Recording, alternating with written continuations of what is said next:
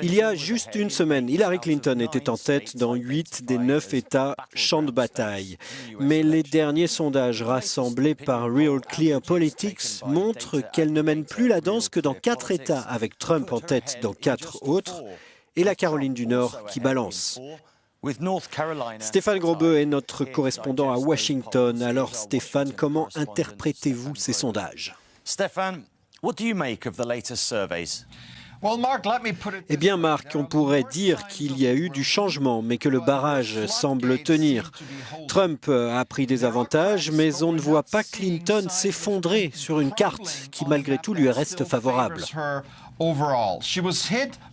Les annonces du FBI lui ont fait beaucoup de mal la semaine dernière, mais maintenant les sondages se sont stabilisés. D'autres estimations suggèrent que Trump gagne du terrain dans le New Hampshire, le Colorado et même en Virginie. Est-ce que cela sera suffisant? On le saura mardi prochain. Alors maintenant, il y a un troisième candidat qui arrive comme un chien dans un jeu de quilles, notamment dans l'État mormon de l'Utah.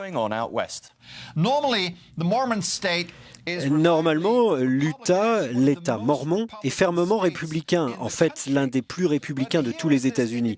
Mais voici un candidat conservateur indépendant qui apparaît comme une vraie menace pour Trump. Evan McMullin est né dans l'Utah, c'est un ancien agent de la CIA et banquier d'affaires, et il mobilise beaucoup les anti-Trump, qui sont nombreux en Utah.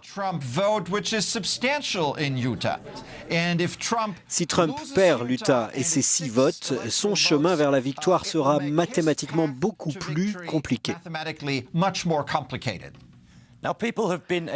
Les gens peuvent voter depuis plusieurs jours déjà, mais moins d'Afro-Américains ont choisi de le faire par rapport aux précédentes élections. Cela nuit-il aux démocrates? Absolument, c'est quelque chose qui inquiète beaucoup les démocrates et le président Obama y a fait allusion lors d'une de ses dernières apparitions de campagne.